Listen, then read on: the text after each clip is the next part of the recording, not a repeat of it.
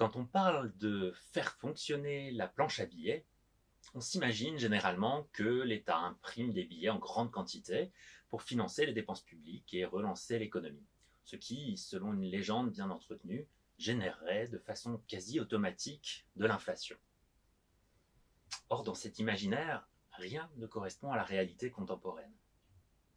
En effet, premièrement, l'État n'a pas le pouvoir d'imprimer des billets pour financer ses dépenses. Et deuxièmement, l'augmentation de la quantité de monnaie en circulation ne génère pas automatiquement d'inflation.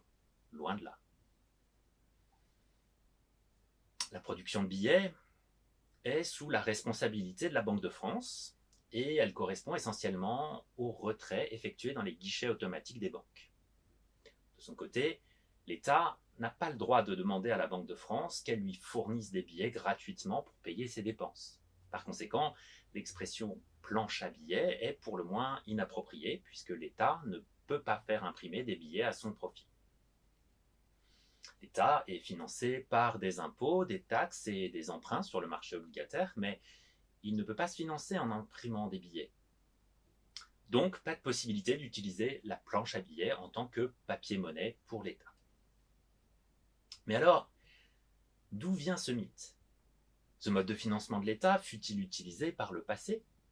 Y a-t-il des pays où il est encore pratiqué, même si c'est interdit en France aujourd'hui ?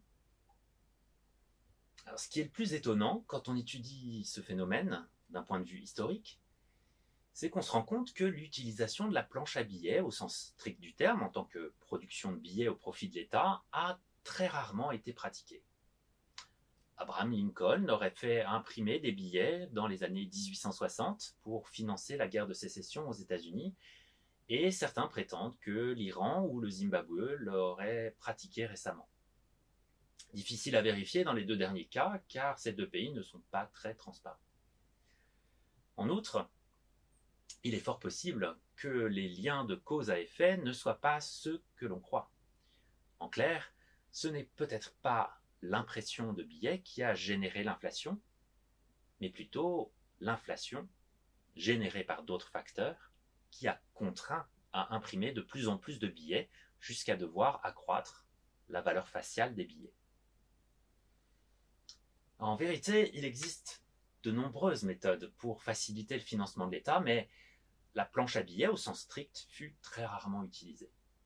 Alors pourquoi une telle expression est-elle devenue aussi populaire alors qu'elle ne correspond pas à une réalité ? Eh bien parce que l'image des machines permettant de fabriquer des billets en très grande quantité permet de visualiser aisément une augmentation excessive de la quantité de monnaie en circulation. Et c'est bien cela que les économistes veulent mettre en évidence. Selon eux, une création excessive de monnaie aurait pour conséquence de générer une inflation excessive. Sauf que si la chose paraît évidente en théorie, elle ne l'est pas dans la réalité des choses. Et c'est là que ça devient intéressant.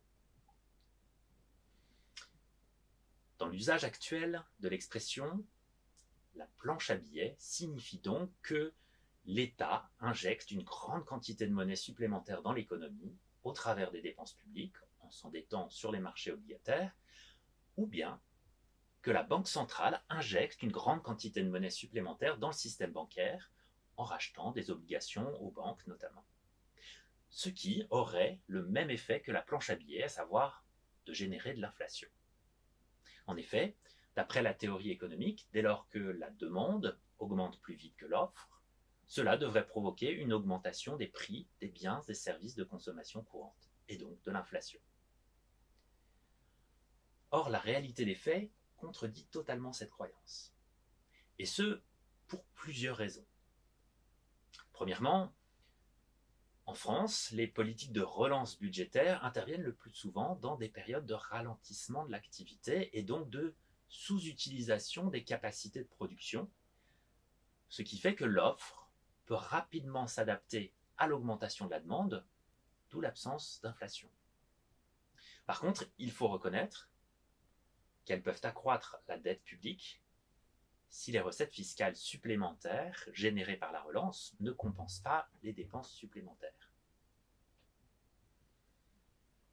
Deuxièmement, On parle également de planche à billets lorsque les banques centrales injectent des liquidités dans le système bancaire, comme c'est le cas en Europe et aux États-Unis depuis plusieurs années, ce qui permet de réduire les taux d'intérêt. Mais cette injection de liquidité ne se traduit pas toujours par un accroissement des crédits et donc de la quantité de monnaie en circulation. Car la demande et l'octroi des crédits dépendent essentiellement de la confiance des particuliers, des entreprises et des banques en l'avenir, plus que des taux d'intérêt. C'est pourquoi la planche à billets, utilisée par la Banque centrale, ne relance pas automatiquement l'activité et ne génère pas nécessairement d'inflation. En outre, l'augmentation des crédits peut aussi bien servir à financer de la consommation côté demande que des investissements côté offre, ce qui fait qu'une injection de liquidité de la Banque centrale peut aboutir à une augmentation de l'offre et de la demande en même temps, ce qui réduit d'autant l'effet sur l'inflation.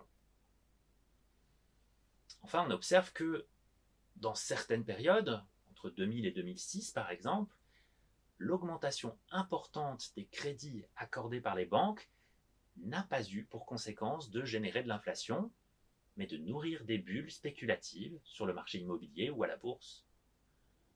D'autant que les plus-values immobilières ou financières réalisées sont alors essentiellement réinvesties dans l'immobilier ou à la bourse et non dans la consommation courante. Par conséquent, l'augmentation très forte de la masse monétaire dans ces périodes n'a pas d'impact sur l'inflation. En conclusion, pour toutes ces raisons, dans la réalité, l'injection de liquidité par la Banque centrale ne génère pas automatiquement de l'inflation, loin de là. Troisième élément, le niveau de la consommation et de l'investissement varie en permanence et de façon importante et parfois soudaine, en fonction de la conjoncture internationale et de la confiance en l'avenir des différents agents économiques qui peuvent à tout moment choisir de mettre de l'argent de côté ou au contraire de ponctionner leur épargne pour consommer, ce qui fait varier la quantité de monnaie en circulation. Et pourtant, ces variations ont peu d'effet sur l'inflation, pas plus que n'en aurait une injection de monnaie de même ampleur par l'État. On constate donc, dans la réalité, que la demande globale peut augmenter de façon assez importante sans générer d'inflation. Mais pourquoi donc ? En fait, pour bien comprendre la mécanique de l'inflation d'un point de vue concret et réel, et non théorique, il faut répondre à la question suivante. Un chef d'entreprise ou un commerçant cherche-t-il d'abord à répondre aux nouvelles commandes de ses clients sans augmenter les prix, ou pense-t-il immédiatement à augmenter ses prix quand il voit que les commandes augmentent ? En répondant à cette question, vous répondrez à la question de l'effet de l'injection de monnaie sur l'inflation. De toute évidence, dans la plupart des cas, les producteurs et les commerçants vont chercher à répondre aux commandes supplémentaires de leurs clients et donc augmenter leur offre plutôt que d'augmenter leur prix. Dans la mesure du possible, bien sûr. Cette relative stabilité des prix, même quand les commandes sont élevées, est également due à une situation de concurrence forte, notamment sur les prix. Si on observe la réalité du fonctionnement de l'économie, on voit donc bien qu'une injection de monnaie supplémentaire n'entraîne pas automatiquement de l'inflation, loin de là.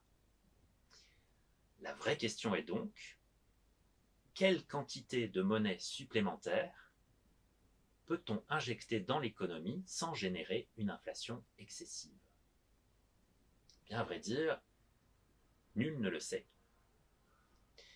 Mais si nous mettions en place une politique de création monétaire par l'État, comme je le propose dans mon livre Ecosofia, le résultat pourrait bien nous étonner.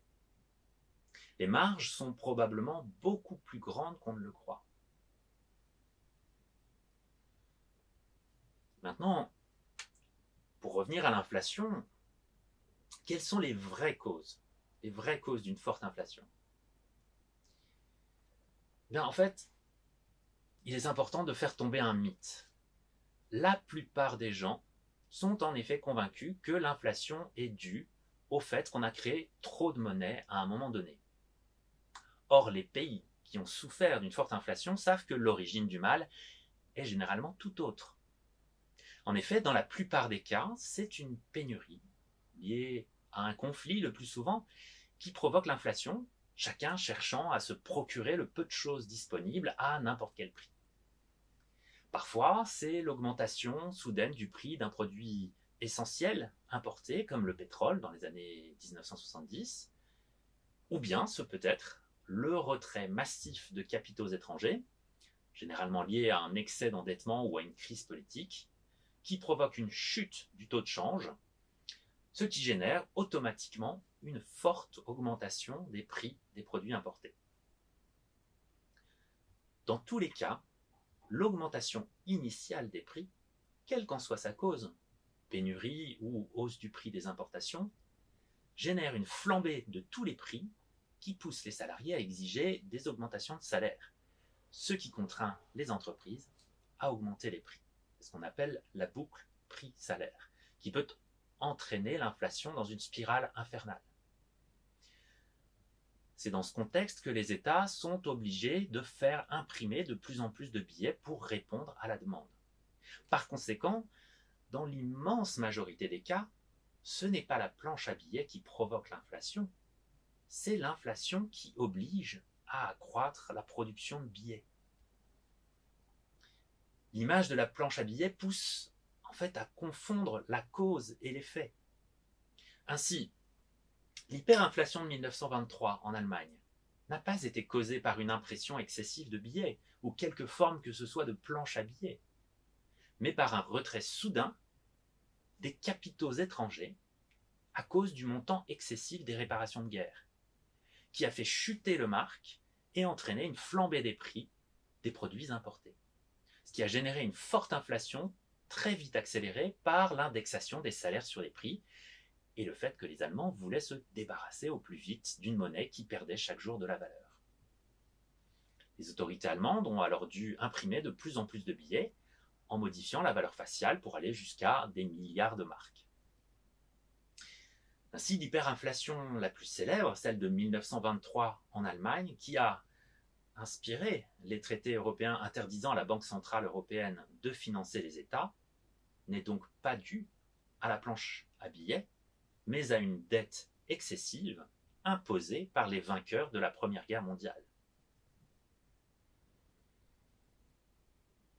Alors pourquoi faire perdurer un mythe aussi erroné ? Quel intérêt peut-il y avoir à faire perdurer une expression qui est aussi éloignée de la réalité du fonctionnement de l'économie ? En vérité, cette image populaire a plusieurs vertus pour ceux qui en bénéficient. Premièrement, elle permet de justifier le financement de l'État par les marchés financiers plutôt que par la Banque centrale. En effet, selon la doctrine établie, le financement direct de l'État par la Banque centrale, qui correspond au phénomène de la planche à billets, générerait automatiquement de l'inflation puisqu'il augmente la quantité de monnaie en circulation sans augmentation de l'offre de biens et services. Cependant, l'émission d'obligations ne permet-elle pas, elle aussi, d'augmenter la quantité de monnaie mise en circulation par l'État ? Et dans ce cas, par quelle magie les marchés financiers parviennent-ils à augmenter l'offre de biens et services dans le même temps ? Par ailleurs, on nous dit que si l'État était financé par la Banque centrale, il ne serait pas raisonnable. Mais au vu du niveau d'endettement des États aujourd'hui, on peut légitimement se poser la question. Les États ont-ils été plus raisonnables en étant financés par les marchés qu'ils ne l'auraient été en étant financés par la Banque centrale ? D'autant plus que si les États n'avaient pas eu à payer de taux d'intérêt au marché, ils seraient beaucoup moins endettés. Alors tout cela est-il bien raisonnable ? La vérité, c'est que rien ne justifie que le financement de l'État soit confié au marché financier plutôt qu'à la Banque centrale, sauf peut-être l'intérêt des banques et des investisseurs. Mais cette raison est bien sûr inavouable et pourtant si évidente. Deuxièmement, cette image permet de mettre en garde contre l'accroissement de la dette publique. De nombreux économistes observent à juste titre que les politiques de relance budgétaire sont souvent inefficaces et ont surtout pour effet d'accroître la dette publique. Et pour discréditer ces politiques de relance, il est très pratique d'utiliser une image qui parle à tout le monde et qui semble tellement logique, la fameuse planche à billets. Certains économistes nous expliquent alors que le seul effet d'une relance serait de générer de l'inflation, mais pas de relancer l'activité. Alors même qu'il n'y a pas eu d'inflation supérieure à 4% depuis 30 ans en France, et pour cause vu le chômage de masse. Mais une image populaire, même largement erronée, reste puissante et tellement utile. De même que les religions abusent parfois de la crédulité des gens, de même, les économistes ont parfois recours à des mensonges, tels que la planche à billets, pour défendre leurs croyances, pourtant largement contredites par la réalité des faits. En conclusion, je pense qu'il est vraiment temps d'arrêter d'utiliser cette expression désuète qui génère plus de confusion et de contre-vérité qu'elle n'éclaire le débat. Revenons aux faits et à la réalité du fonctionnement de l'économie si nous voulons sincèrement résoudre les problèmes économiques. Parlons inflation, création monétaire, financement des dépenses publiques, consommation, épargne, investissement, bulles spéculatives, etc. Nul besoin de planche à billets. D'autant que l'expression devient totalement ridicule à un moment où la monnaie papier risque de disparaître, comme c'est déjà le cas en Suède. Mais ça, c'est un autre débat.